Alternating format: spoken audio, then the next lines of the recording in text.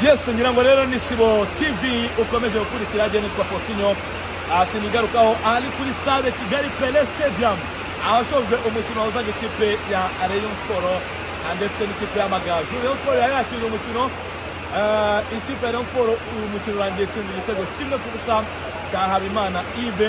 Umukino rero wari ukomeye cyane, ngira ngo kuri kamera murabona ko ndi kumwe n'umusesenguzi.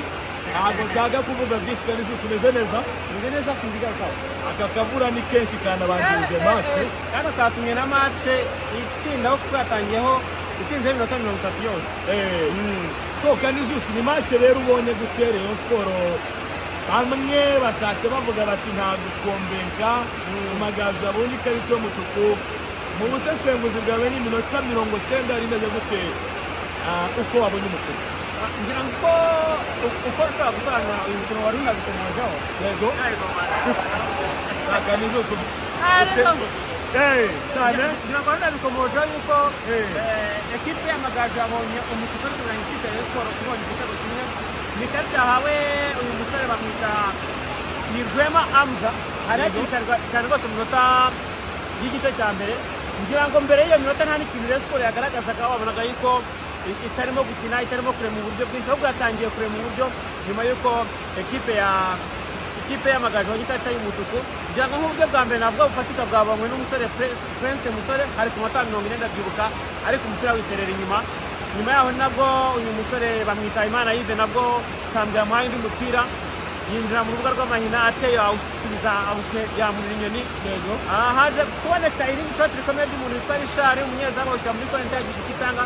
Nabwo ko muri na minota y'igice cya mbere ekipe y'Amagaju yagize yagowe cyane no kubona ino karita y'umutuku yahawe uyu Rwema Amza kuri ku makosa yari akoreye Azizi Basane. Ngira ngo Fosinyo ntabwo umuntu yareka no kubigarukaho kuko ni ikarita itavuzweho rumwe. Yes, bamwe bati ntabwo ari ikarita yagahawe umuhondo. Mu bushishozi bwanjye butari bwinshi nagerageje kureba ku mashusho, ariko bigaragara ko ntabwo uyu Amuze yakoze kuri Basane, ahubwo ngira ngo umusifuzi yasukiye icyitwa attention. Reka nikubazeho mu buryo bwihariye kandi zusi ni ikarita nk'uko bivuga itigeze ivugwaho rumwe abantu bati ni ikarita yaje isa naho umukinnyi atamukojejeho akaguru cyangwa se atamukandagiye. Ku bwawe turetse icyo cya intention uvuga ni ikarita yari ikwiye?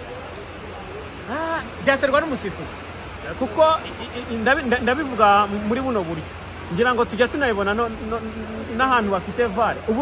Uburyo umukinnyi Amuza yaje byari kugorana ko atari kumereza ikarita y'umutuku. Wenda iyo haba hari VAR ni wenda byari kujyaho bitewe na jijoma yakaba yahindura icyemezo yafashe.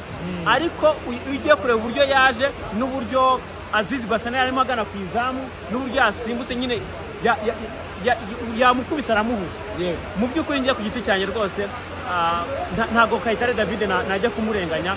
Iriya karita kuba hariya tujya tunemeranya yuko abafite amasegonda atageze kuri abiri yo gutekereza akanafata icyemezo.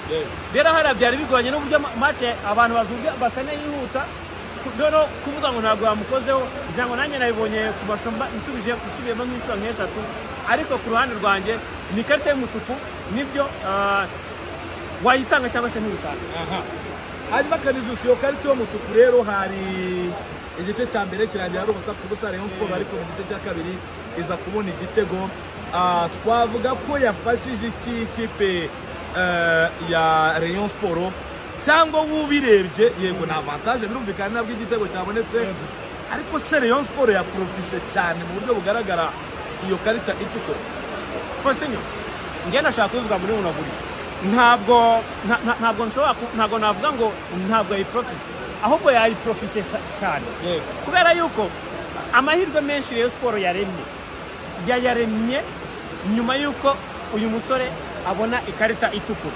Ngira ngo reka nze narareba ngewe n'iminota yanditse aho igihe ikarita yabonekeye. Ni ikarita yabonetse ku minota wa 22. Nyuma y'uko 22 mbere ko igice